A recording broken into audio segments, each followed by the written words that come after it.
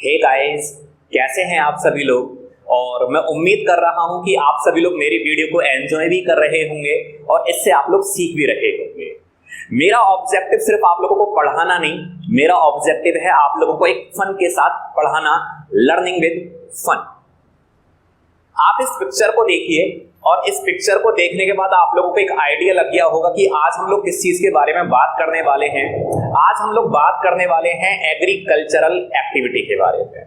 तो इसी से रिलेटेड आज का हमारा टॉपिक है features, problems and policies of agriculture. चलिए इसको कंटिन्यू करते हैं और देखते हैं अगली पिक।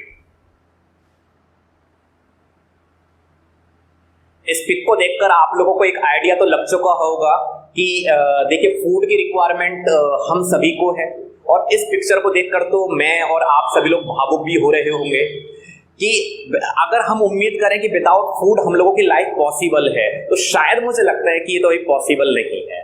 और फूड के लिए हमें डिपेंडेंट होना पड़ेगा किस पर? एग्रीकल्चरल एक्टिविटी पर। तो इसलिए हम अपना टॉपिक स्टार्ट करते हैं कि आखिर एग्रीकल्चरल एक्टिविटी की इंपोर्टेंस क्या है और एग्रीकल्चरल एक्टिविटी हमारे लिए और हमारी इकोनॉमी के लिए क्यों जरूरी है। ये हमारे एग्रीकल्चरल एक्टिविटी की कुछ इंपोर्टेंस है। Contribution to GDP, supply of waste goods, source of employment and supply of raw material. मैंने जैसा आप लोगों को प्रॉमिस किया हुआ है कि मैं आप लोगों को सिर्फ टॉपिक पढ़ाऊंगा नहीं, साथ में आप लोगों को दिखाऊंगा भी। चलते हैं अगले टिप पर और समझने की कोशिश करते हैं कि ये सारी चीजें हमारे लिए क्यों जरूरी है। अभी हम लोग बात कर रहे हैं 1950 से लेकर 1990। इस टाइम पीरियड में इंडस्ट्रियल सेक्टर को बहुत ज्यादा प्रमोट किया गया और जिसके कारण क्या हुआ, और इसके बाद भी ऐसा नहीं केवल 1990 तक, 1991 से भी एट प्रेजेंट जो हमारा एग्रीकल्चरल सेक्टर का जो कंट्रीब्यूशन था वो धीरे धीरे कम होता चला गया। कभी हमारा एग्रीकल्चरल सेक्टर का प्रोडक्शन मोर देन 50% होता था, किसमें? टोटल जीडीपी में। और धीरे धीरे अगर आप लोग देख रहे हो तो ये प्रोडक्शन हमारा 14% के आसपास रह गया। इसके अपार्ट अगर आप लोग देखें सर्विस सेक्टर को तो वो हमारा कभी 30 पर यानी 30 पर हुआ करता था और आज हमारा इसका कंट्रीब्यूशन अराउंड 59% ये पहुंच गया। मैं ये नहीं कह रहा हूं कि ये हमेशा इतना ही रहता है, ये हमेशा चेंज होते रहते हैं, लेकिन आज के टाइम में जो हमारा टॉप मोस्ट सेक्टर है, अगर आपसे कभी पूछा जाए कि इंडिया में सबसे ज्यादा ग्रोइंग सेक्टर एट प्रेजेंट कौन है? Service sector. 59% contribution in total GDP. Industrial sector 27% और हमारा प्राइमरी सेक्टर डेक्लाइन हो गया 14%। पहले कभी ये हमारा एग्रीकल्चरल सेक्टर टॉप पर हुआ करता था। लेकिन एक बात समझिए कि एग्रीकल्चरल सेक्टर का जीडीपी में कंट्रीब्यूशन रिड्यूस हुआ लेकिन इसकी इंपोर्टेंस खत्म नहीं हुई। आज भी हमारे यहां लगभग 65% पॉपुलेशन वो अपने लिविंग के लिए टू अर्न देयर लिविंग किस पर डिपेंडेंट है? वो डिपेंडेंट है एग्रीकल्चरल सेक्टर पर। और बिफोर इंडिपेंडेंस जो हमारी होती थी, बिफोर इंडिपेंडेंस की बात कर रहा हूं, यानी कब से पहले? बिफोर 1947 जो पॉपुलेशन डिपेंडेंट होती थी वो लगभग 75% पॉपुलेशन होती थी जो किस पर डिपेंडेंट होती थी? एग्रीकल्चरल सेक्टर पर। और आज अराउंड 65% पॉपुलेशन हमारी इस पर डिपेंडेंट है। चलिए चलते हैं आगे और देखते हैं। ये वेस्ट गुड्स हैं। वेस्ट गुड्स कौन सी होती हैं? जो कि बेसिक रिक्वायरमेंट्स होती हैं लाइफ की। भाई ये चीजें तो हम लोगों को सर्वाइवल के लिए चाहिए। तो ये एग्रीकल्चरल सेक्टर हमारे यहां के लोगों को और पूरे वर्ल्ड को क्या करता है? वेस्ट गुड्स की सप्लाई करता है।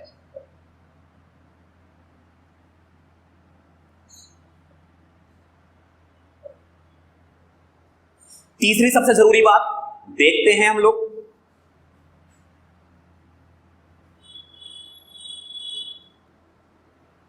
अगर आप लोग यहां इस पिक्चर को देखें तो समझ आ रहा होगा कि ये सभी लोग क्या कर रहे हैं। ये कर रहे हैं एग्रीकल्चरल एक्टिविटी। तो agricultural sector is the major source of employment in Indian economy. जैसा मैंने आप लोगों को बोला, बिफोर इंडिपेंडेंस भी हमारे यहाँ की अराउंड 75% पॉपुलेशन किस पर डिपेंडेंट होती थी? एग्रीकल्चरल एक्टिविटी पर। और आज के टाइम में भी अराउंड हमारे इंडियन इकोनॉमी की 65% पॉपुलेशन हमारे यहाँ डिपेंडेंट होती है एग्रीकल्चरल सेक्टर पर। तो इसलिए हम लोग बोल सकते हैं it is a major source of employment in Indian economy.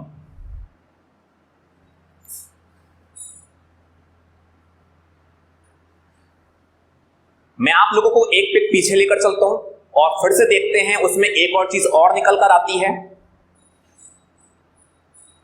ये हमारा रॉ मटेरियल भी है, क्योंकि अभी फिनिश गुड्स में कन्वर्ट नहीं हुआ है। ये करता क्या है कि रॉ मटेरियल भी सप्लाई करता है जिससे कि हम इसको फिनिश गुड्स में कन्वर्ट कर सकें।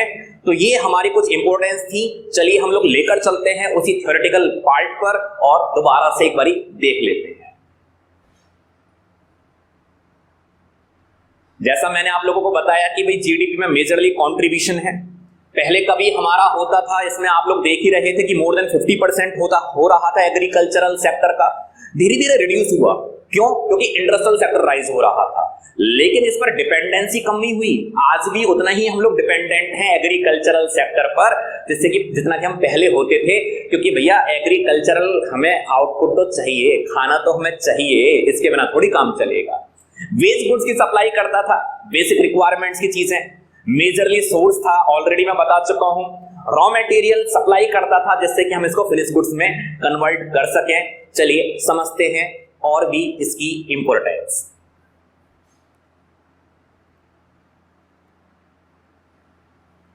Source for demand for the industrial goods. भाई इंडस्ट्री जो चीजें बनाती थी उस वो रिक्वायरमेंट होती थी किसमें? एग्रीकल्चरल सेक्टर में। देखेंगे, इसके बाद इस पर लौट कर आएंगे। दूसरी बात, contribution to international trade, contribution to domestic trade, यानी कि एग्रीकल्चरल सेक्टर इंटरनेशनल ट्रेड में भी कंट्रीब्यूट करता था और डोमेस्टिक ट्रेड में भी करता था। इसको भी हम लोग देखेंगे, फिर यही लौट कर आएंगे। Support to the transport industry, transport industry को भी सपोर्ट करता है। कैसे? देखेंगे। और last, wealth of the nation. चलिए चलते हैं अगले कुछ पिक्चर की तरफ और फिर लौट कर आते हैं हम इसी वाली स्लाइड पर।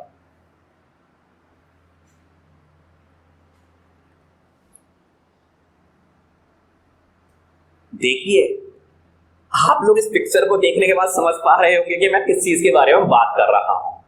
क्या बन रहे हैं यहां पर? अरे यहां तो एक इंडस्ट्री के अंदर ट्रैक्टर को बनाया जा रहा है। और ये ट्रैक्टर क्यों चाहिए? अरे ट्रैक्टर चाहिए एग्रीकल्चरल एक्टिविटी को करने के लिए। ये हम लोग वही बात कर रहे थे कि भाई इंडस्ट्रियल गुड्स जो इंडस्ट्रीज में बनती हैं, चाहे थ्रेशर्स हो, चाहे हार्वेस्टर्स हो, चाहे आप लोगों के थ्रेशर्स हो, इनकी रिक्वायरमेंट पड़ती है एग्रीकल्चरल सेक्टर में। तो हम लोग बोल सकते हैं कि दोनों सेक्टर आपस में इंटरडिपेंडेंट। क्यों इंटरडिपेंडेंट हैं? इंडस्ट्रियल सेक्टर जो चीजें बना रहा है उसको खरीद कौन रहा है? Agricultural sector. दूसरी बात कर लेते हैं,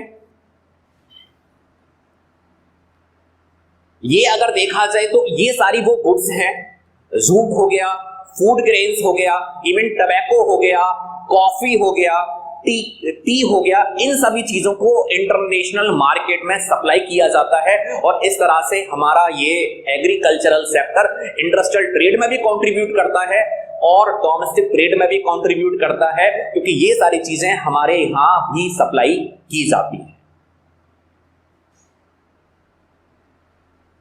आप लोग देख रहे होंगे क्या कर रहे हैं ये लोग।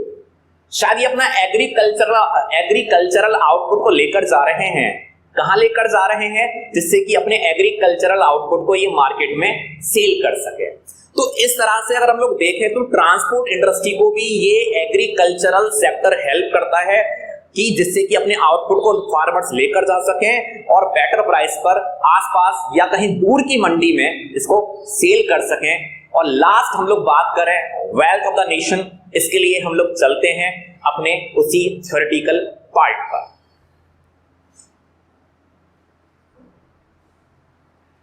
हम लोगों ने अभी देखा कि भाई इंडस्ट्रियल गुड्स जैसे ट्रैक्टर हो गए, हार्वेस्टर्स हो गए, कहां बनाए जाते हैं? ये बनाए जाते हैं इंडस्ट्रीज में। और इसकी डिमांड किसके लिए होती है? ये एग्रीकल्चरल प्रोडक्शन के लिए इसकी डिमांड होती है। तो इस तरह से हम लोग कह सकते हैं कि ये इंडस्ट्रियल सेक्टर को भी सपोर्ट करता है। दूसरी बात, इंटरनेशनल ट्रेड में भी हमारा मेजरली पार्टिसिपेशन है। जूट हो गया, टबैको हो गया, टी हो गया, कॉफी हो गया, ये सारी चीजें हम लोग सप्लाई करते हैं कहां?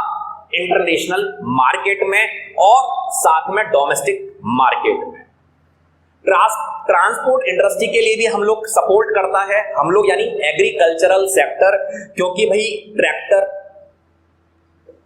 ये सारी चीजें क्या होता है कि इसके थ्रू अपने आउटपुट को फार्मर्स लेकर जाते हैं और सेल करते हैं नियर बाय मंडीज में। Last, wealth of the nation. Wealth यानी संपत्ति के बारे में बात कर रहे हैं हम लोग, बात कर रहे हैं एसेट के बारे में। और इंडियन फार्मर करता क्या है कि अपनी एग्रीकल्चरल लैंड को एज एन एसेट ट्रीट करता है। In India agricultural land is treated as a wealth। हमारे यहां तो एग्रीकल्चरल लैंड को एज ए वेल्थ ट्रीट किया जाता है। और इंडिया इस पर्टिकुलर एस्पेक्ट में बहुत ज्यादा रिच कंट्री है। ये हमारी कुछ इंपोर्टेंस हुई जिसको हम लोगों ने समझा।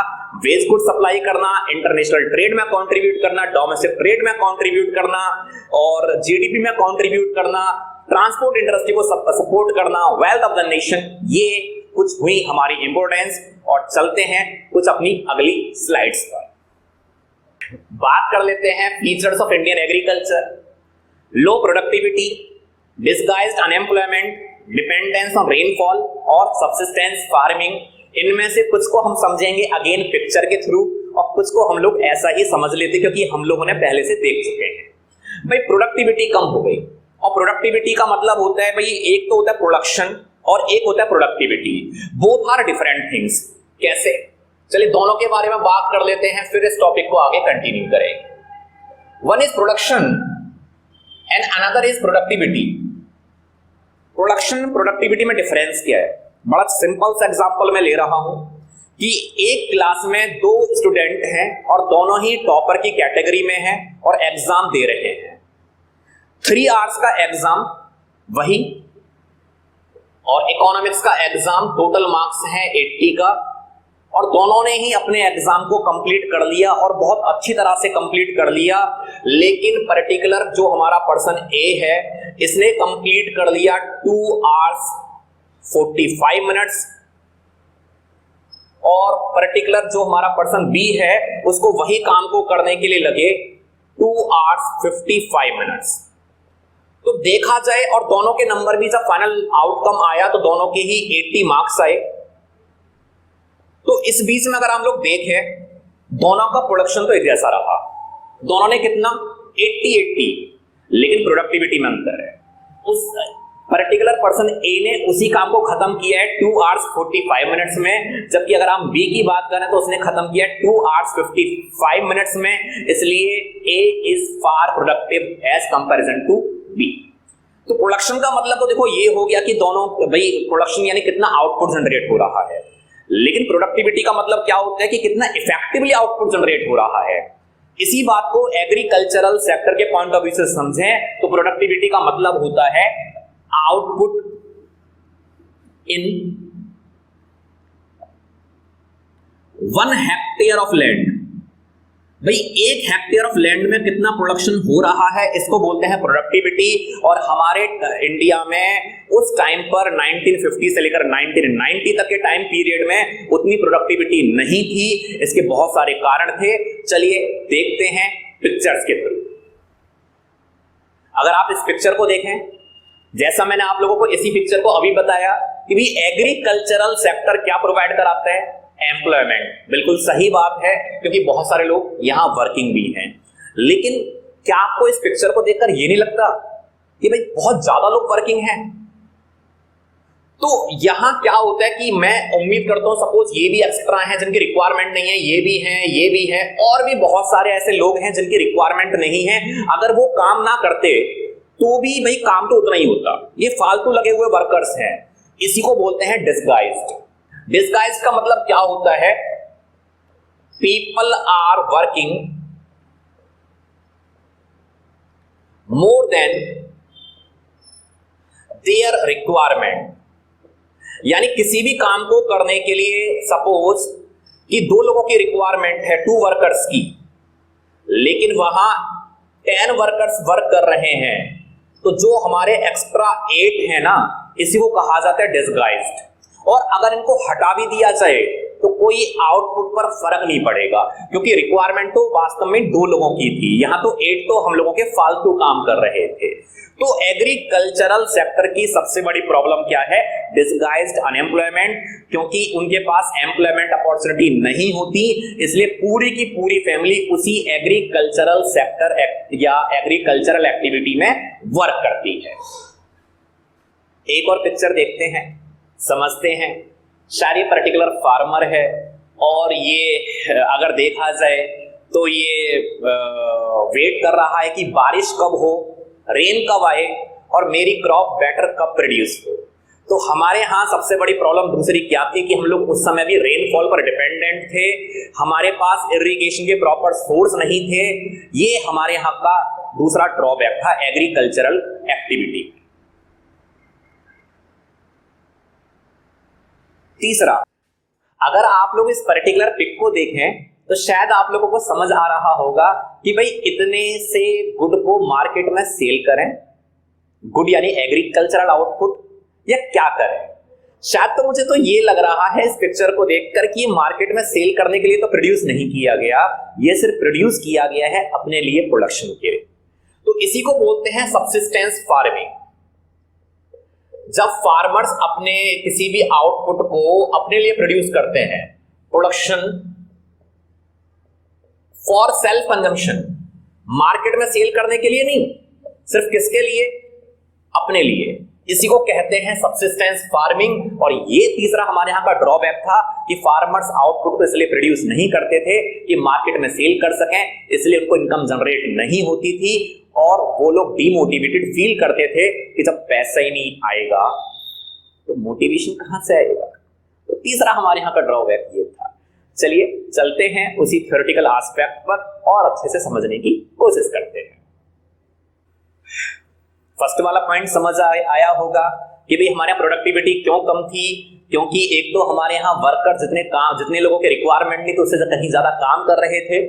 दूसरी बात, हम लोग डिपेंडेंट थे रेनफॉल पर, इरिगेशन के प्रॉपर सोर्स नहीं थे। देखा आपने फार्मर एक बैठा हुआ था, रेनफॉल कब आएगी, अरे कब आएगी, ये उम्मीद कर रहा था।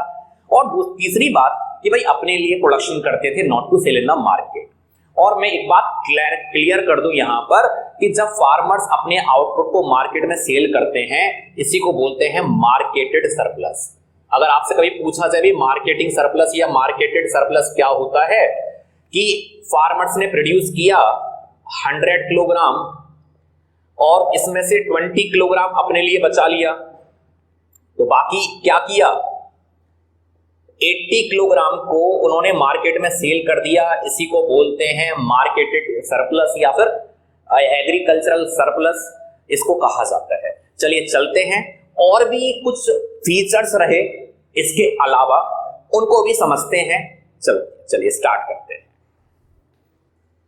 इसके अलावा lack of modern inputs, small holdings, landlord tenant conflict, backward technology, इनको भी समझते हैं एक पिक्चर के थ्रू। देन इसके बाद इसी स्लाइड पर लौट कर आते हैं। ये कुछ कंडीशन थी हमारे यहाँ एग्रीकल्चरल एक्टिविटी को करने की। फार्मर बहुत ज्यादा एफर्ट्स कर रहे हैं, कोई भी मशीन का यूज नहीं हो रहा है, ना इनके पास अच्छे सीड्स हैं जिससे प्रोडक्शन हो सके, तो जिसके कारण हमारे यहाँ प्रोडक्शन एंड प्रोडक्टिविटी दोनों ही कम होते थे, क्योंकि हमारे पास मॉडर्न इनपुट्स नहीं थे। दूसरी बात अगर देखें, पिक्चर को देखकर समझिएगा कि छोटे छोटे, शायद ये आप लोगों को दिख रहा होगा, ये आप लोगों के पीसेस में डिवाइडेड है। क्या? एग्रीकल्चरल लैंड एक छोटा सा पीस, ये रहा, बहुत सारे पीसेस यहां बने हुए हैं। तो तो उस समय फार्मर्स की सबसे बड़ी प्रॉब्लम ये थी कि उनके पास पैसा ना होने के कारण उनके पास स्मॉल लैंड हुआ करती थी, छोटी, और वो भी स्कैटर्ड। स्कैटर्ड कहा जाता है बिखरी हुई। जब उनके पास पैसा हुआ, करा क्या, उन्होंने एक पीस यहां खरीद लिया, एक पीस यहां खरीद लिया, एक पीस यहां खरीद लिया। तो इससे क्या होता था भाई, जब डिफरेंट डिफरेंट प्लेसेस पर आपकी एग्रीकल्चरल लैंड है तो आपको इरिगेशन फैसिलिटीज के लिए भी सभी जगह आप लोगों ने कहा जाए बंदोबस्त करने होंगे। अल्टीमेटली से कॉस्ट ज्यादा आती थी, लेकिन आउटपुट कम जनरेट होता था। तो दूसरी प्रॉब्लम यह थी कि स्मॉल एंड स्कैटर्ड, बिखरी हुई हमारी लैंड होल्डिंग्स थी उस समय। चलिए एक और पिक्चर देखते हैं, फिर समझते हैं। तीसरा, लैंडलॉर्ड टेनेंट कॉन्फ्लिक्ट। भाई ब्रिटिश गवर्नमेंट वाला सिस्टम तो खत्म हो गया, 1947 से पहले पहले रहा, उसके बाद खत्म हो गया। अब रह गए सिर्फ ये दो लोग, जमींदार, जो जमीन के कहा जाए ऑनर होते थे, उस समय मालिक होते थे, ऑनर ऑफ द सॉइल को कह देते हैं हम लोग। और दूसरे होते थे हमारे पीजेंट्स, यानी जिनको कहा जाता है टिलर ऑफ द सॉइल, यानी एक्चुअल फार्मर, जो एग्रीकल्चरल लैंड यानी कि खेती करते थे। खेती करें ये, और जो अपनी मेहनत से कमाएं। सभी ने लगान मूवी देखा होगा कि मेहनत करें ये और अपनी मेहनत का कुछ पार्ट एज ए रेंट किसको देना होता था, जमींदार को देना होता था। और वो क्या करते थे, उनसे फोर्सफुली उन लोगों से कलेक्ट किया करते थे। इस समय टिलर की कंडीशन बहुत ज्यादा बेकार थी, एफर्ट्स कर रहे थे, जो भी कमा रहे थे उसका काफी ज्यादा परसेंटेज उनको रेंट देना पड़ रहा था। तो इनके पास बहुत ना के बराबर इनके पास पैसा मिलता था, बचता था वेयर मिनिमम, जिससे कि अपनी लाइफ को वो सरवाइव कर सके और वो इनपुट्स मार्केट से परचेज कर सके। इनपुट्स परचेज करने के लिए पैसा चाहिए। अरे भाई पैसा कहां से बचे, पैसा पहले बात तो कमाया ही कम, और जो कमाया वो एज ए रेंट किसके पास चला गया, जमींदार के पास चला गया। तो तीसरा था जमींदारी सिस्टम, लैंडलॉर्ड टेनेंट कॉन्फ्लिक्ट। चलिए बात कर लेते हैं मॉडर्न इनपुट्स। आपने देखा फार्मर एग्रीकल्चरल एक्टिविटी कर रहे थे और कोई भी मॉडर्न इनपुट्स यहाँ यूज नहीं हो रहे थे, ना ट्रैक्टर्स, ना हार्वेस्टर्स, और ना ही आप लोगों के HYV सीड्स। स्मॉल लैंड आप लोगों ने देखा भाई पीसेस में डिवाइडेड थी, देखा ना आप लोगों ने, स्मॉल भी थी और साथ में स्कैटर्ड भी थी। इसलिए कॉस्ट ऑफ प्रोडक्शन कैसी आती थी, कॉस्ट ऑफ प्रोडक्शन तो भाई ज्यादा आती थी, और रेवेन्यू कैसा जनरेट होता था या आउटपुट कैसा जनरेट होता था, वो ना के बराबर होता था, कम होता था। लैंडलॉर्ड टेनेंट कॉन्फ्लिक्ट को भी आपने समझा कि टिलर जो एक्चुअल फार्मर्स थे उन लोगों को रेंट देना पड़ता था जमींदार को। ये हमारे उस समय प्रथा चलती थी, ये हमारा सिस्टम था। बैकवर्ड टेक्नोलॉजी ऑलमोस्ट यही बात है कि पुराने टेक्नोलॉजी के साथ हम लोग क्या कर रहे थे, एग्रीकल्चरल एक्टिविटी कर रहे थे, जिसके कारण आउटपुट कम आ रहा था।